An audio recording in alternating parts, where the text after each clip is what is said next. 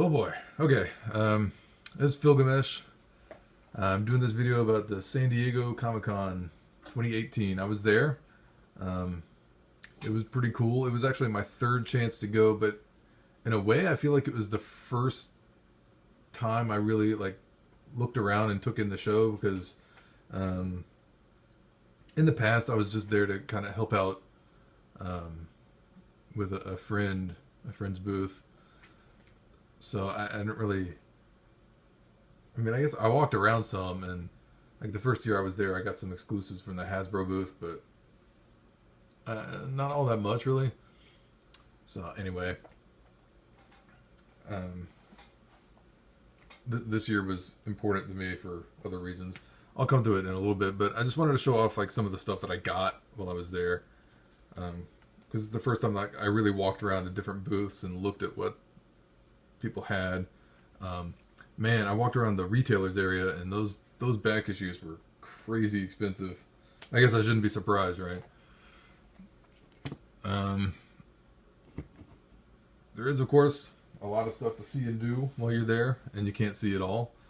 I only got into Hall H once, like one night. I think it was, man, I can't even remember. Saturday night, maybe. When Kevin Smith did his "I'm Still Alive" tour. I don't know, it was kind of cool. I got my badge. I got the my exhibitor badge. Gotta see me where I was. It was cool. It was a good time. I got a few freebies like this. I think this is it's a pin. I think it's supposed to be Black Lightning. And I picked these up from somewhere. I'm not even sure where I got them, honestly. It's those gold dice hanging from the what? I don't know. The rearview mirror of the Millennium Falcon. Does it have a rearview mirror? I don't know. I think that's what they're supposed to be used for. I mean, purely decorative, obviously, but gold dice with weird symbols on them. Whatever. So I walked around a little bit. And one of the things I saw was the dude who did the Stabbity Bunny series for, what is it, Scout Comics? I think it's Scout Comics. And I read the first issue of that and I really liked it. I have every issue since then, but I haven't actually been reading them, so I picked up the hardcover so that I would have something that I could just put on my bookshelf and read. The guy was nice, and alright,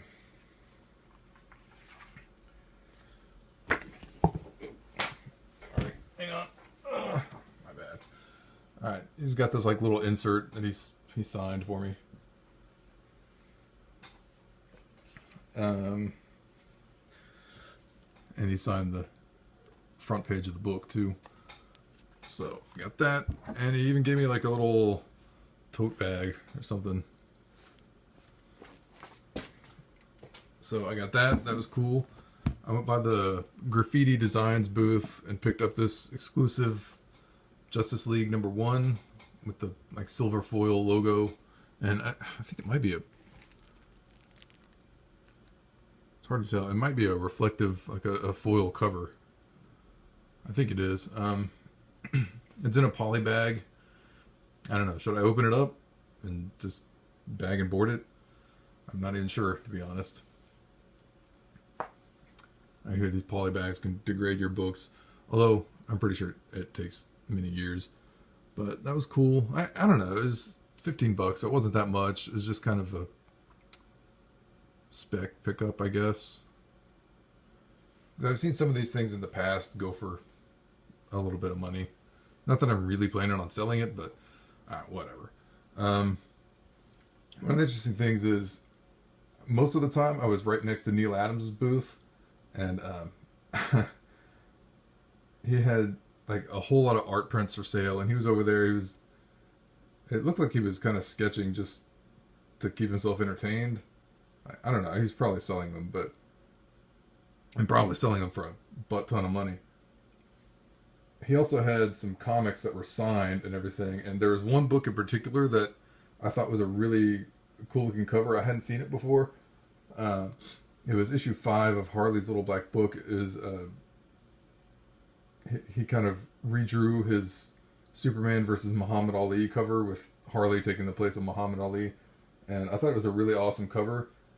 But he had it for $60, and I couldn't quite justify that to myself buying it. So when I got home, I kind of looked on eBay, and I found an unsigned copy for like $8.50 shipped. So I went ahead and got that, and I just thought I'd go ahead and show it off, just so you can see like why I thought it was so cool looking, and because it's really nice. I like that.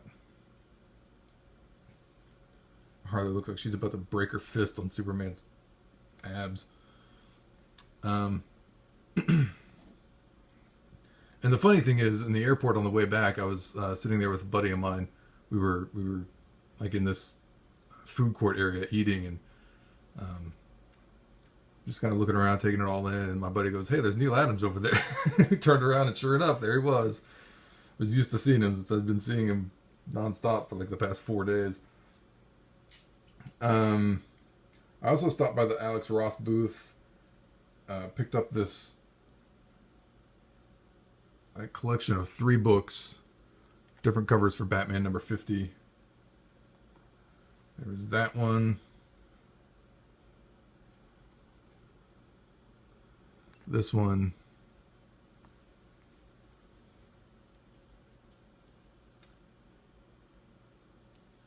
and finally this one. All very nice looking. They're not signed. He had signed versions of them going for like twice as much. Tempting, but I was trying to pace myself, I guess.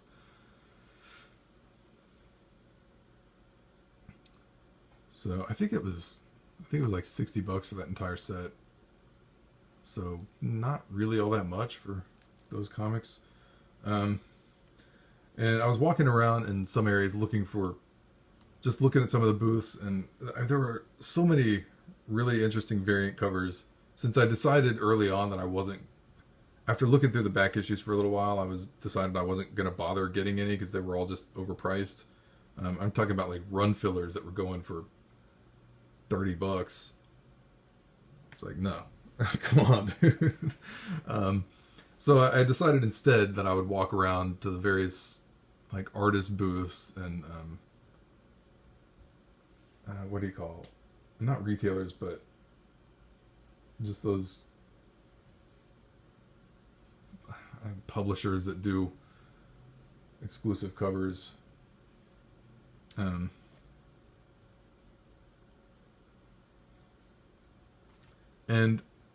I was hoping to find some more stuff that I did. Like, I went around to some of the booths, like Adam Hughes. He didn't have any actual comics for sale with exclusive covers. Art Germ. There were some others. And then there were some that I didn't end up buying from, even though I would have liked to. I stopped by the J. Scott Campbell booth. Let me move all these out of the way. And man, I could have dropped $1,000 at his booth, but I ended up getting just one book. This is part of a like 5 connecting covers. I think it's Batman number 50. I decided I wanted to get the one with the Joker and Harley on it. There was one that had Batman and Catwoman, one that had, I think Batwoman, Black Canary, maybe the Huntress. One that had Batgirl on a motorcycle and Nightwing. And one that had Poison Ivy and I forget who else. And then he also had a bunch of Spider-Man covers too that I was looking at. I was considering going back, but I ended up only getting this one. I think it was $50. Just a really nice looking cover. And this one is signed. You can see it right here. It's in beautiful condition. It's got to be like a 9.8. I mean, all these books are. They were all in perfect condition. But anyway, I had to get that. Of course, the main reason this was such an important show for me was that it was the first time I was selling my own book. Um, so I'm going to cover up the J. Scott Campbell here. Sorry about that. But it's a nice cover. I didn't draw this cover. An artist named Rachel Dulac drew it. She's really good. I met her at a convention in Dallas, and we kind of started communicating and talking about this book, and asked her if she'd be willing to work on it for me, and she agreed. So I kind of made up this mock preview copy of the first issue. It's about like 2/3 of the first issue in black and white. The final book will be in color. The entire thing has been completely drawn and lettered. I'll have all 4 covers. It's going to be 4 issues. The last issue is being colored, and I don't have a final logo for it yet, so I just kind of made this one up on the fly.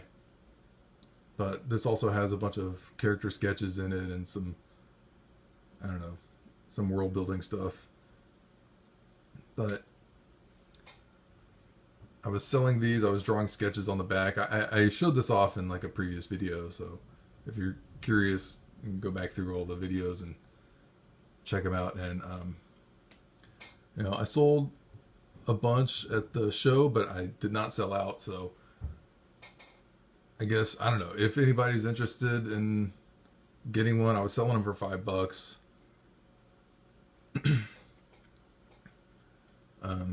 I guess if anyone who sees this is interested, shoot me a message. We'll work out something about shipping, and I can send you a copy. Anyway, yeah, that's about it. That's what I was there for. And you know, it's kind of funny too, because on the last day of the show, I actually it was Sunday, and I forgot my wallet.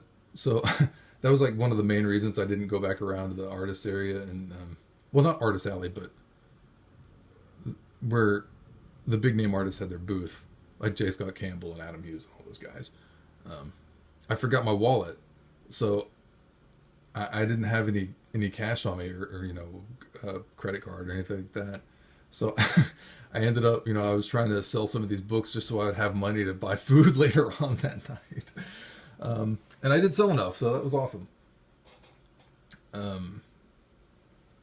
It was kind of cool having people come by to the booth and actually ask for it. A little heartbreaking. Every once in a while, somebody would come by, pick it up, look at it, and put it back down. Be like, "Oh, come on, dude! It's $5. It's like a slice of pizza upstairs will cost you more money than that. Come on." Anyway, that's all I got. It was my San Diego experience. It was fun. I am planning to do it again next year. Hopefully this series will actually be out by then. That'll be pretty cool. So let me know what you think. Anybody has any comments or anything, feel free to hit me up. That's all I got, so I'll see everybody in the next video.